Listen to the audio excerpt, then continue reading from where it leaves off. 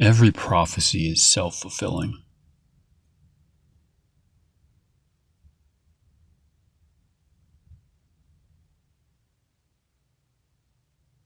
People do not understand. I probably still do not fully understand the power of words. In liberal society, we are led to believe sticks and stones may break my bones, but words will never hurt me. Something like that.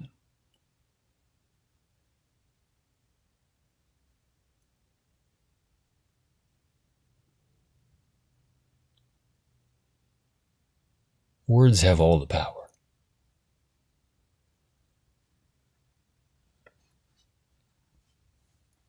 Every prophecy becomes self-fulfilling. If you tell generations of people that they should be ashamed of themselves, that they should be ashamed of their ancestors, that they don't have a right to exist, or that the world might be better off without their existence,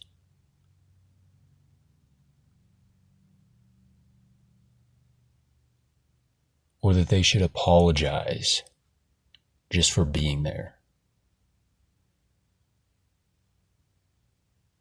or that they are inferior, or that they're the same as everyone else.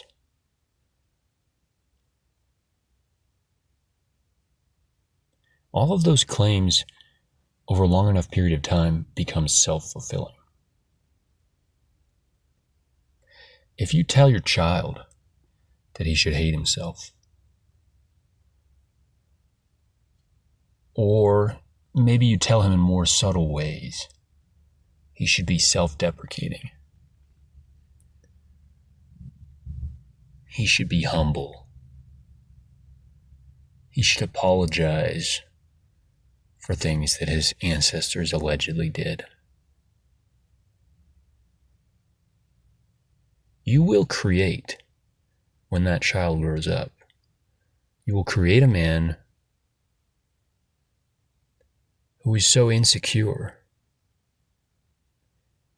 that he deserves all of that negative critique that you put on him. It didn't have to be that way, but it became that way because of the power of your words. If you tell generations of people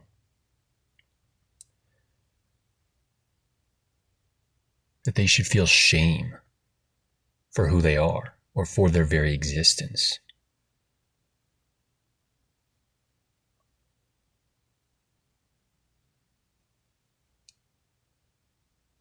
you will create generations of people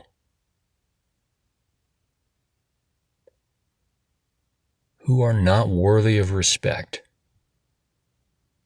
If you tell them that they should not respect themselves because they themselves are not worthy of respect or dignity, then they will literally become a people who do not deserve respect, because that's not how they look at themselves. They look at themselves with disdain because that's what you taught them.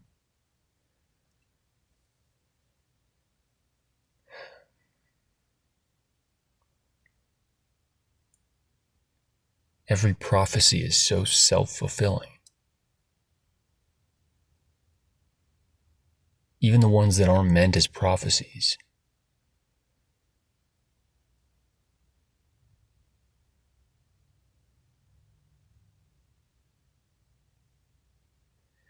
If you tell people, even as individuals, that we're all the same, basically, and that nobody really should feel pride for anything. If you tell people that pride is a sin,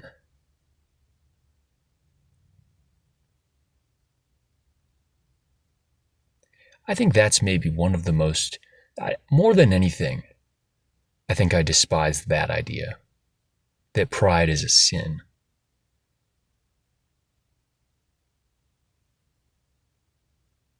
I'll go this far. Not only is pride not a sin, I would say humility is a sin.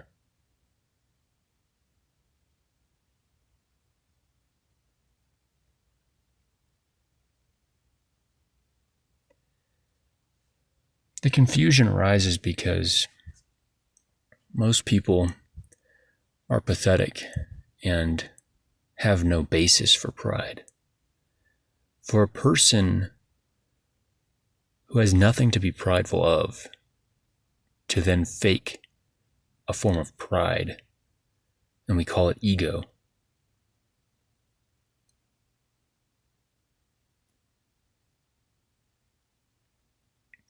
it's perfectly fair to level criticism against that individual. But pride was not the sin. The sin was a false understanding of himself. It was a false pride. The falseness is the issue, not the pride.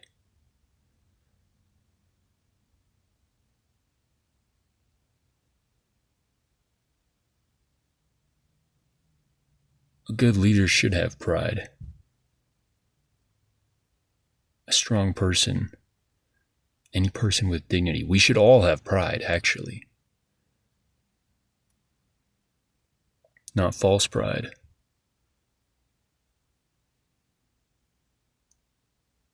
But real dignity, self-respect. And not in some secular therapy-minded, oh, we're all worthy, you're perfect just as you are. No, it's perfectly possible that you're not worthy.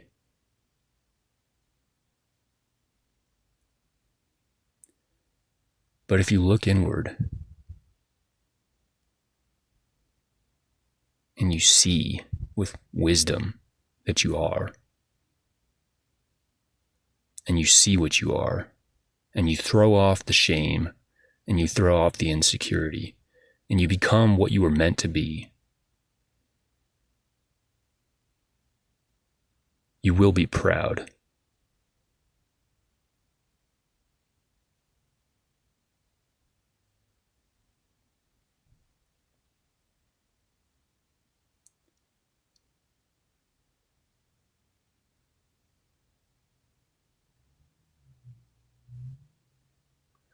But if you create a moral hierarchy in which people are socially rewarded for putting themselves down, you will degrade those people. And over the course of generations, you will have an entire population of people that are degraded.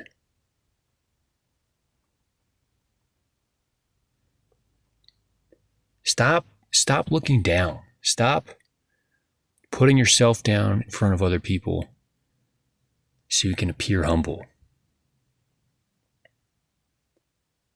Aim upward.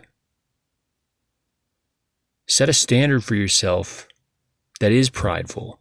And if and when you fall short of it, be honest about that. Instead, liberalism is having us all set low standards or no standards at all, so that we can just not even notice when we fall short, because there is no standard to fall short of.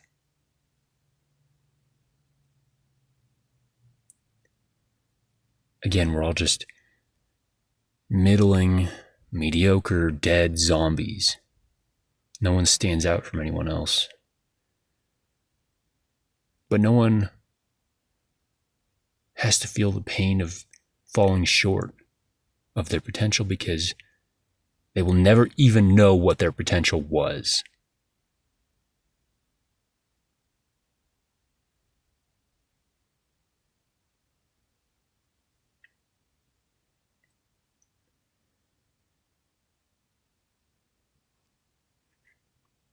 Your words have power.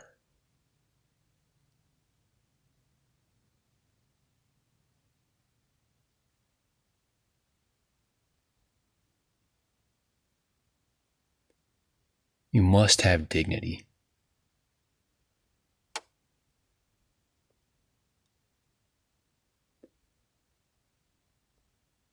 In the same way that if you tell generations of people that they're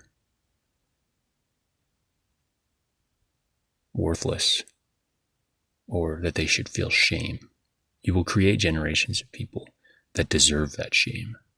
In the same way that that's a self-fulfilling prophecy, it is also true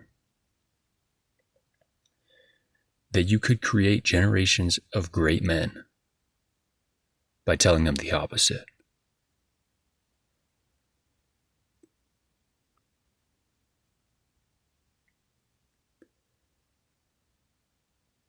Consider that you should feel pride and dignity for who you are. You should feel pride about what your ancestors accomplished. You should be proud of your country. You should be proud of your people. You should be proud of people who look like you.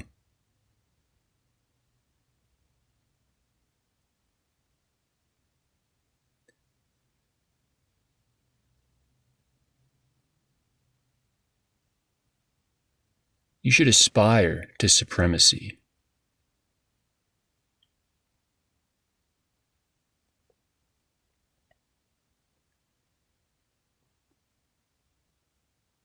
Imagine the idea that one race being superior to another is like considered the most evil thing. Why are there people in the world who go so far against that?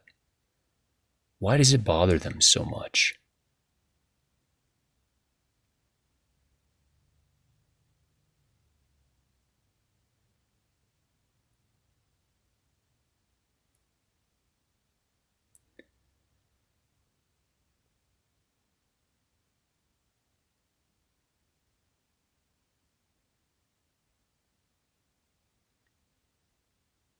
What, set aside, because this is what people have to understand about reality. Reality is shaped by all of our will. It is even shaped downstream, indirectly, by narratives.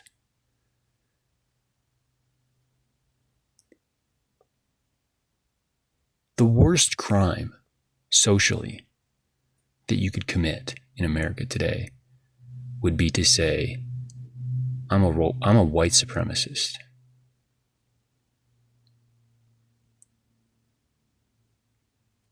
Consider why that is. Is it for the reasons that they say?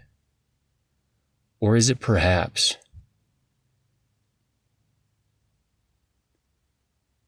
because the most dangerous thing to someone who wants to keep you down is that you would aspire to be great?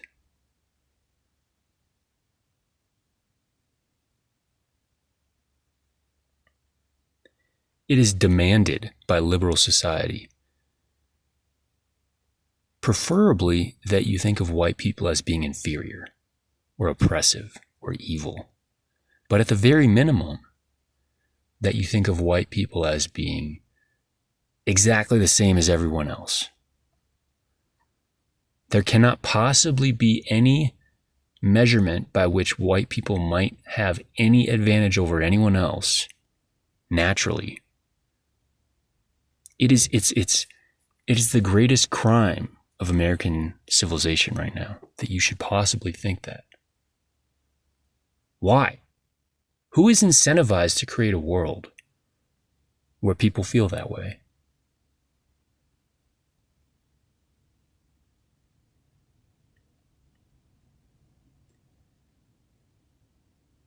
There's nothing hateful about that. There's nothing hateful about thinking highly of your own people.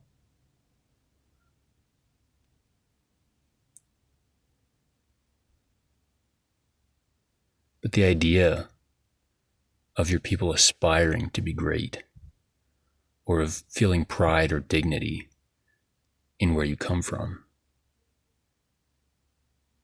There are forces at work that feel enormously threatened by that. Who are they? Why are they threatened by that? And why is it only threatening if white people feel that way? You are allowed to feel pride in being black. You're allowed to feel pride in being Hispanic or Arab or Asian or Indian.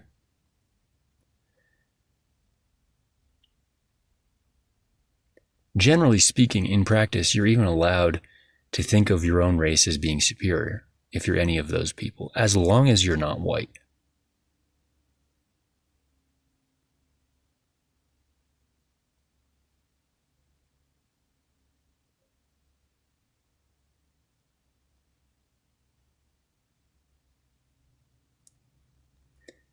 Now, the claim of a race being superior to another, in a way, is absurd because it is so subjective.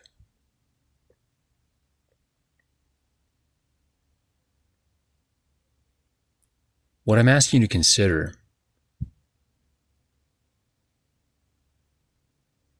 is that there are people who feel very threatened by the possibility that white people should believe in themselves.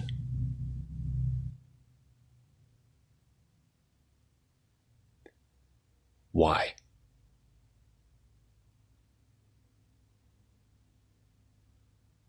What could white people become if they had self-respect? If they were strong and proud of being strong and made no apologies to anyone?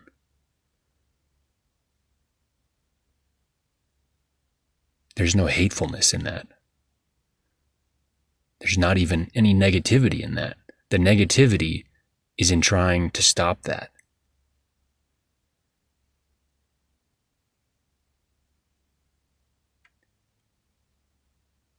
Who benefits from stopping that? There are forces at work here that are incentivized to do exactly that.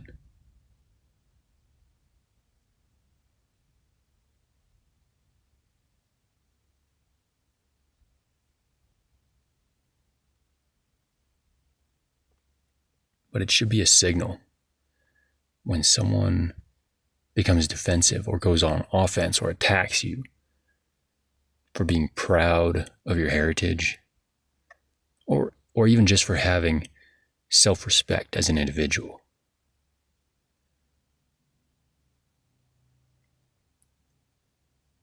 Pay attention to those reactions. People are trying to shape reality by shaping belief.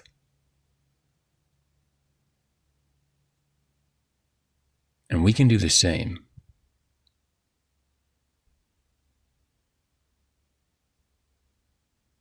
We just have to be honest. And we have to have self-respect. At the end of the day, just hold your head higher. When they try to cut you down, just hold it a little bit higher in defiance.